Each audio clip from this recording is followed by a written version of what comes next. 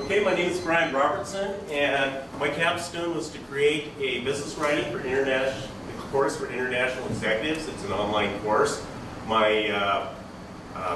advisor is Dr. Tal, seated in the back, and the instructional problem is international executives come to the United States to work, and they need to be able to write business letters, memos, and the like for a North American audience. There's differences from how they do it at home and how they do it, how we do it here. So my solution was to create an online course for international executives teaching the basics of writing business letters and memos. So the audience is mid to late career managers who come from Asian countries, primarily China. Okay, the design I used was Yaddy. We've seen that with a few presentations. I used it's evaluation centric, and that works.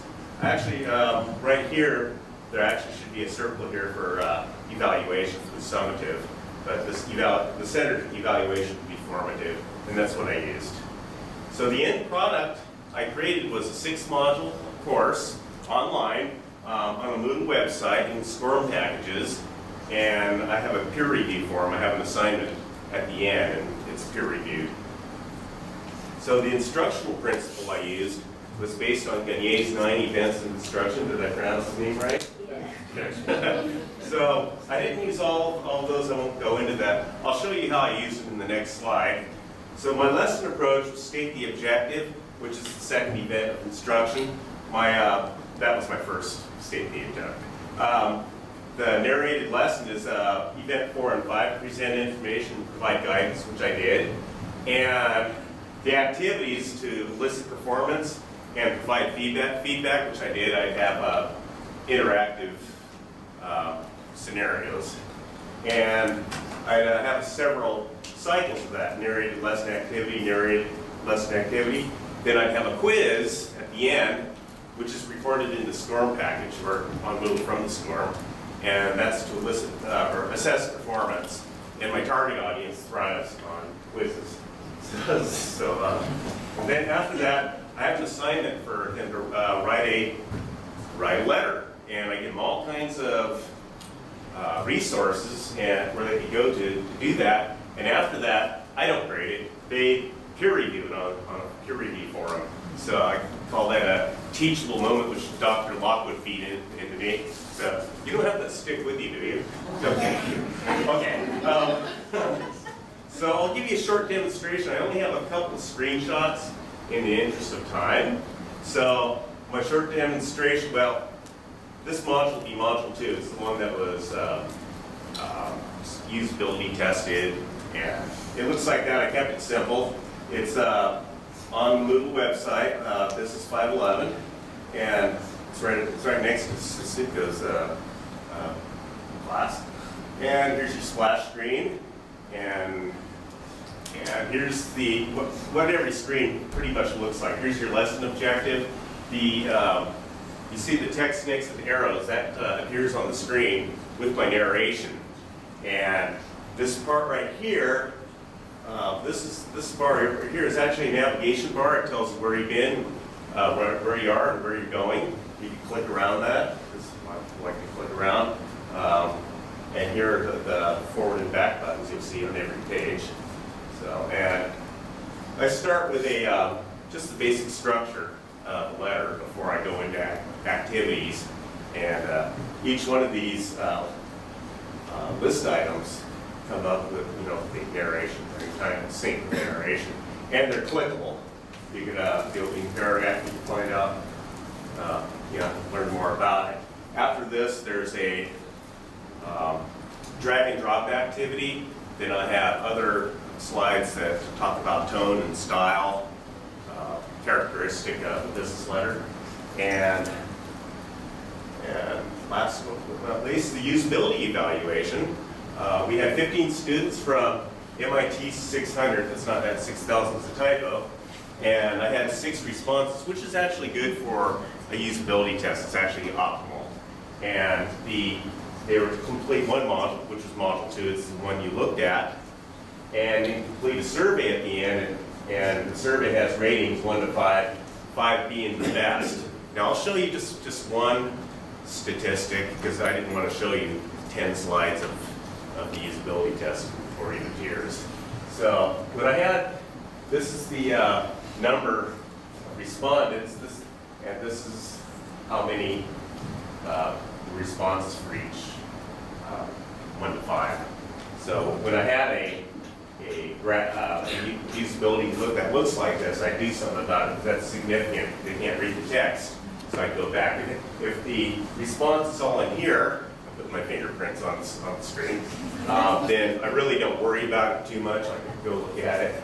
So, okay, the future of the course is that to be combined with a larger course, a blended learning opportunity, which I believe it's going to be very soon. We have an opportunity for that. It can be used at seminars at corporations.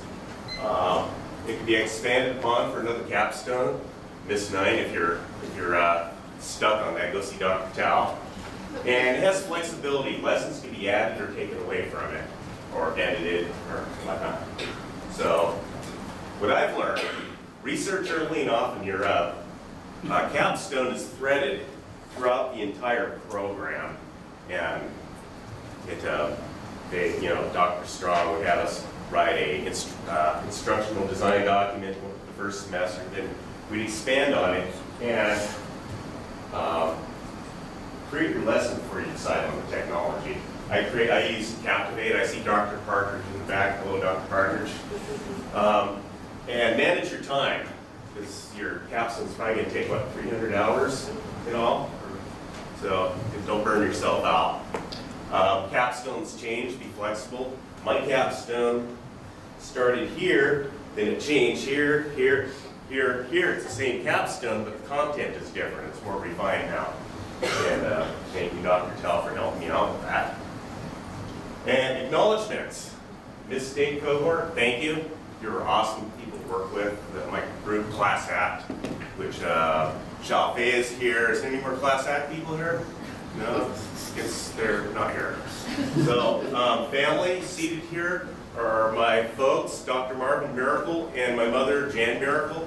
They made it possible for me to do this. I sold my home and they prevented me from living in a van by the river. The cottage living up in the mountains, so it was kind of nice. Thank you. So, friends, thank you for having patience with me for neglecting them. You missed, you neglect everybody. I didn't neglect my dog though. Actually, it was my dad's dog. And I want to publicly acknowledge Sean Kumagai, which I don't see him. Where are you, Sean? Okay. As a lot of you know, I had an illness, and Sean Kumagai spoke for me when I was too sick to speak for myself.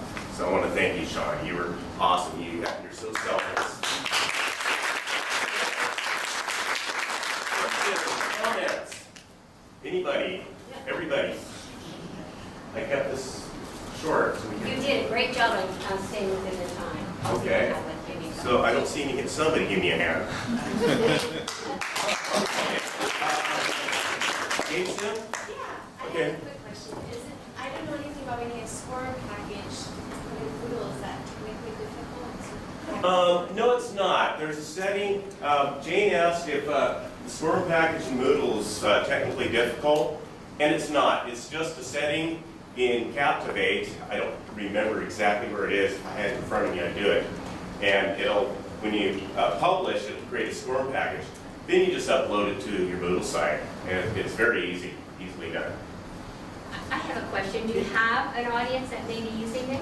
I do. There's an extended ed class called Business Communications. I think it's gonna start next week, and that might be a good audience for that. And I might be able to get some more evaluation out of it to more fine tune it more. That's great. Okay, who else?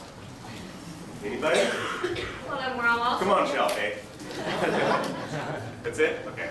Well, we're also pleased to announce that Brian is going to be teaching for the department. Let's say you're going to be teaching. I'm going to be teaching tech. What's the number, Dr. Tal? 5, what is communication for professionals? Yeah, so professional communications. So you have 1 week to put this all together. Yeah, I have 1 week to put this all together. So, okay, well, thank you very much.